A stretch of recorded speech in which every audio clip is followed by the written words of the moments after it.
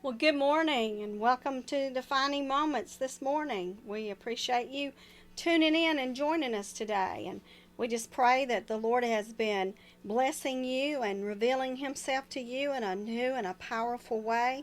We're just excited to see the things that the Lord is doing in the lives of so many women and having the opportunity to minister in prison and be able to reach these women with the gospel and just knowing that your life can touch another life and then they can touch a life and the circle just keeps going and we are never an island to ourselves, but we are always connecting to somebody else. You know, the movie It's a Wonderful Life. He thought he would be better off dead, and so he got to see what life would have been like had he never been born. And things would be so different had you never been born, had you never made it this far in your journey, because we all are connected in this great, I like to call it fabric of life. Our threads run together, and I'm so thankful that we can come into your homes, your radio, or your computer and touch your life this morning with the good news that Jesus lives. He is alive and well, and He has the ability to heal and to deliver and set us free. They're like talking about going into the prison and ministering to these women. There are so many that are bound. And you can go in and you can just see these bondages on these women, but then you tell them about the good news. Some of them have never had any good news. It's always just been a life full of bad news. But you give them the good news of Christ Jesus, and you just watch that transformation take place when they accept the Lord, and they become different creatures in Christ Jesus. And I'm just thankful for that. And there's so many times that the enemy would just take people out if God would allow them. People have encountered some really horrific things in their lives, and it's no secret how things are happening in our world today. And if you make it through some of the things you've been through, you just have to stop and say, thanks the Lord, because that could have taken me out. Thank Him for healing. Thank Him for protection. Sometimes we might be getting ready to go somewhere and we get hindered and held up and might get a little frustrated or aggravated that we can't meet our schedule and be where we need to be when we said, because things just seem to happen. But who knows what the Lord was protecting us from. My husband and I went on a trip not long ago, and we made a couple of wrong turns. And, he was about to get a little bit aggravated with himself for not making the right turns. But I told him, I said, you know what? There is no telling what the Lord was protecting us from had we taken the right turn. So we had to go the long way around. But, I just have to believe that God has a purpose for what happens in our lives and be thankful for that. And so if, this program has been a blessing to you, we would like to hear from you. And you can contact me at Lynn T Ministries at AOL.com. Or you can find us on Facebook by searching for Defining Moments Radio Station. Or you can find us right here on this channel every Sunday morning at 8:30 or 7:30, whatever your time might be. And you can tune in here and be blessed and let us know you are being blessed. And, I just would love to hear from you. And you can find us on YouTube at Defining Moments with Evangelist Lynn Taylor. And pull up a program there and listen. And I know that whatever program you pull up, you're going to be blessed, because there are testimonies, there's stories, there's messages on there. And there's a wide range of subjects that are covered. And so whatever you need, you can find it there, and just let the Lord minister to you there over that program.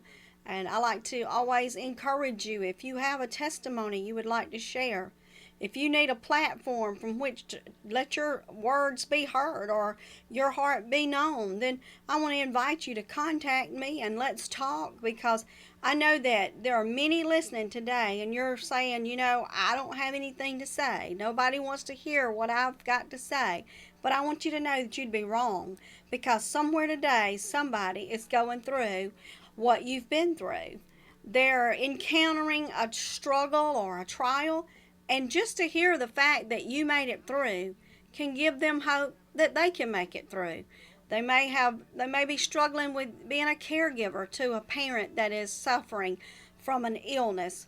They may be going through something with their children, and maybe their children going through things with their children, and just the grandmother effect and grandfather effect, how so many of them are having to raise their grandchildren today. And just to hear somebody come on and say, hey, I've been there, I've done that, and God was faithful to me, then you're going to know that God will be faithful to you as well. And we just want to encourage you to embrace that testimony and allow the Lord to use it for His glory.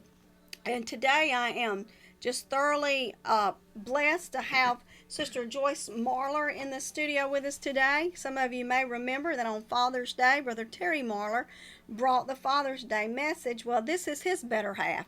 This is the pastor's wife, and we all know that they go through challenges just like anybody else. And many times it's hard to watch your spouse pastoring a church or whatever their position might be, because there are struggles involved and there's things, and you see your spouse get hurt or wounded, and you have to be there behind the scenes and to encourage them. And I know that Sister Joyce is just that for Brother Terry. She is an encourager for her husband, and they've recently undergone some changes which have been a step of faith, and trying their faith and just stepping out in what they believe God has called them to do. And today I just want to invite her to come around and share with us. And she and I were talking one day, and she shared about something that she and her family went through, and how that in 1989, on July the 25th, at 6:30 in the afternoon, her life was changed. And it put her in a position where she lost her independence, in a place where she just really had to allow someone else to minister to her, and her children were involved in this as well. And with that said, I just want to invite her to come around and just share her heart with you, and let you know how the Lord ministered to her and brought her through this trying time in their life. Sister Joyce, welcome to Defining Moments. Thank you, Sister Lynn. I appreciate the opportunity to come and be able to share my testimony. And like you were saying, it happened in 1989 in July. I was on my way to see my mother. We were going to put up corn that day, and my aunt had come down from Panama City. And we lived in Dothan, and they wanted us to come to my mother's house in Ozark. So I said, okay, so eager to go to see my mama, and I piled the kids in the car, and my husband, he was at work. He worked nights at the time.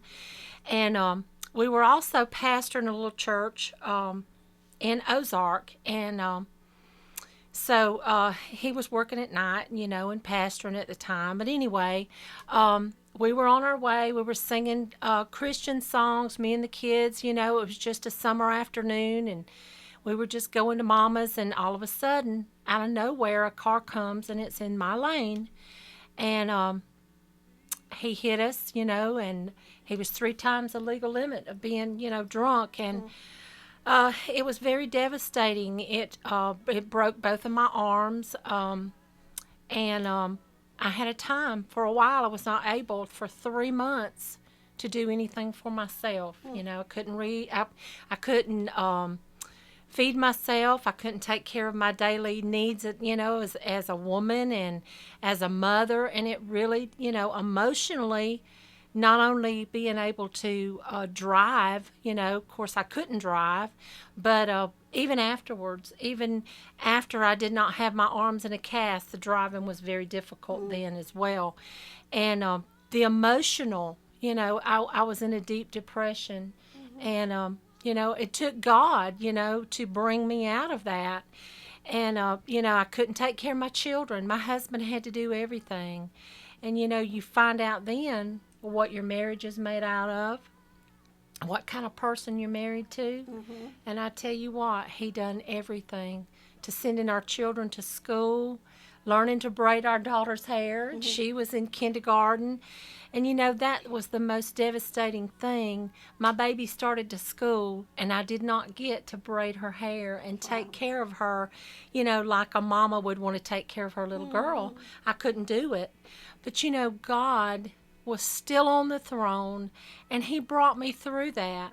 And I was sitting, I remember one day Terry was cleaning up the house, and I was sitting in the rocking chair. And Satan will come to discourage us in any way that he can. And the night that I left the hospital, the doctor told my husband, he said, as far as her physical body, he said she didn't have anything too major except both arms being broken. He said, but there's a lot of other things that she's going to face. And I know he was talking about emotional. And he looked at my husband and he said, if this woman has ever needed you, she's going to need you now. And so, those words were so true.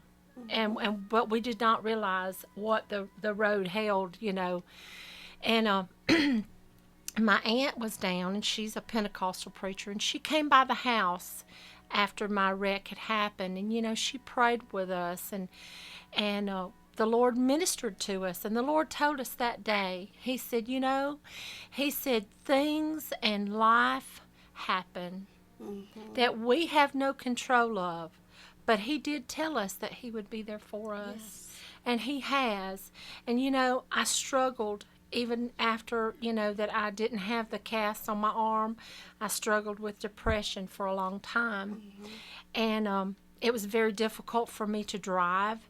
I would get to a stop sign or a red light, and I would want to jump out of my car, and I'd want to run because the driving was just so difficult. It was just so hard for me to sit there.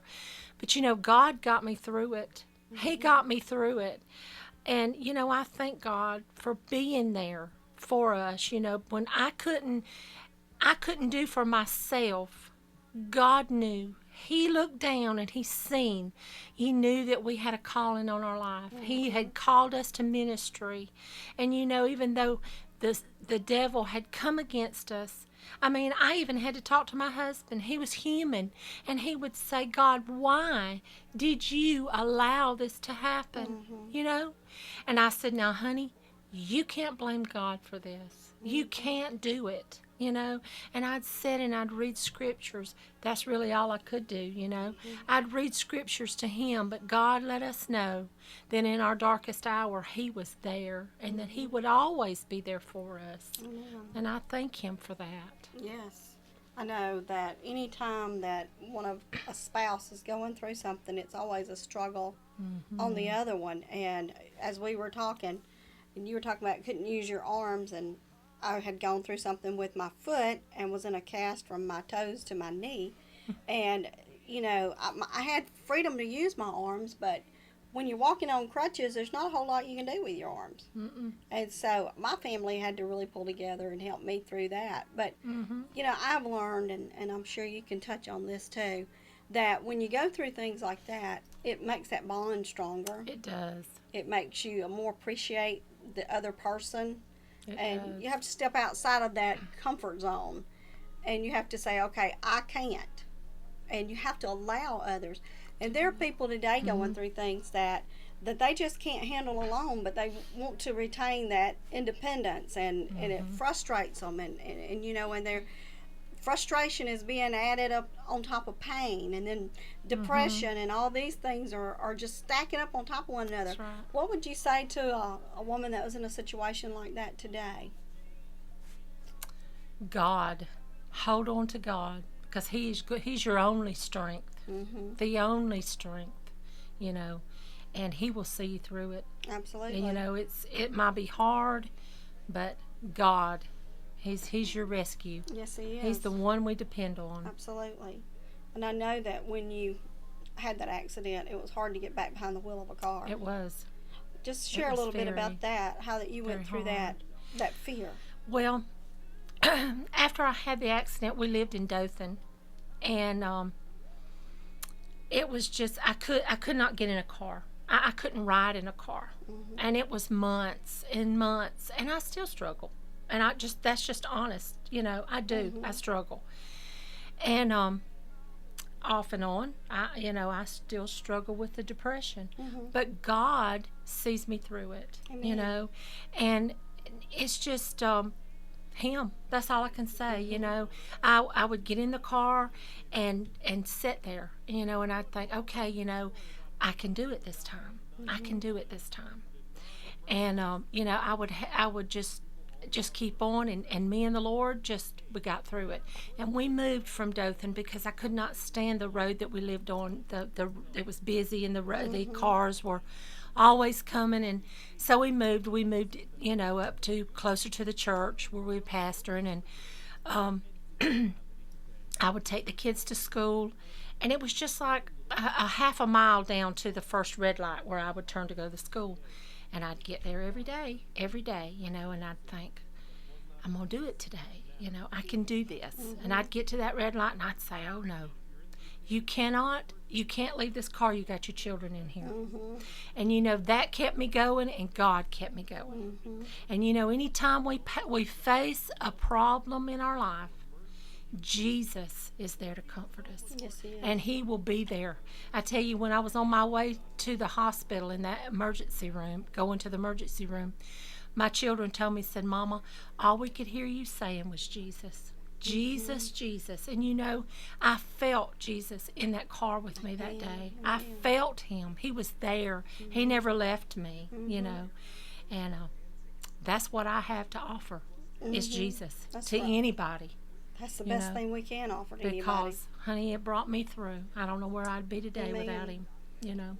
And being a pastor's wife, and people hear this, and they hear, I still struggle with that. I do. still struggle with depression at times. Mm-hmm. It just lets you know that people are human. Absolutely. No matter what, if you're the pastor, the pastor's wife, women's director, Sunday school superintendent, it doesn't matter That's right. because we're all human. We're all human. And I like the scripture where he says that, I believe it's in Hebrews, that he says, it's Hebrews like chapter 7, where he talks about that we have a high priest that can be touched with the feelings of our infirmities. Yes. He doesn't just know about the infirmities, but he actually feels and has Yes. felt what we feel. So Yes. he has felt that fear. He has felt that pain. And Mm-hmm. I had a friend back years and years ago, back when I was just a kid, and she and her husband both were ministers. She was ministering now, and he had walked away from the Lord, but he was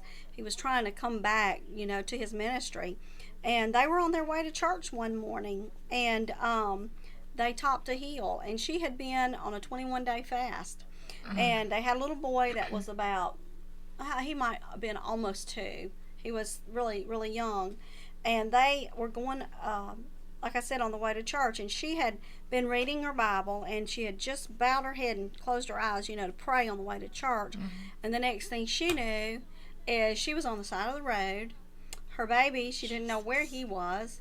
Her husband had taken some real massive impacts, just traumatic impacts on his body from a lady that had been out drinking the night before and was trying to get home, and she crossed the line, and on that hill they collided, head on, light to light, bumper to bumper.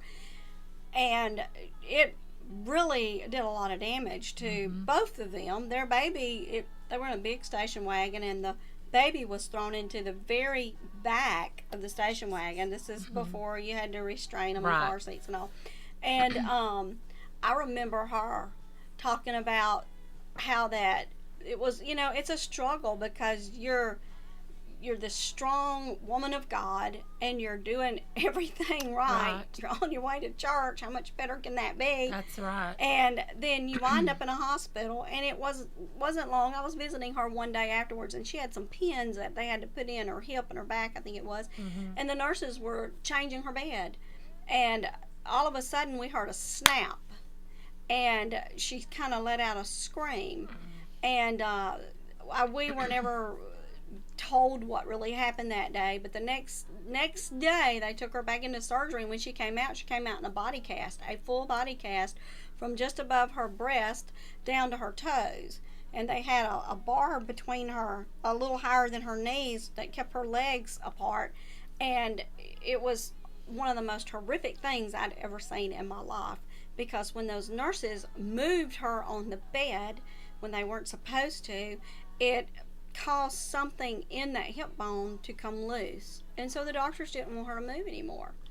And I remember watching this strong woman of God question God, having some bitterness, and her husband, it really did, like I said, did some damage to him. We won't go into that part, but my point is, nobody is exempt No. from struggles and challenges, and just because you're the pastor's wife does not put you on a pedestal. No, ma'am. Just because you're a minister, it doesn't put you on a pedestal.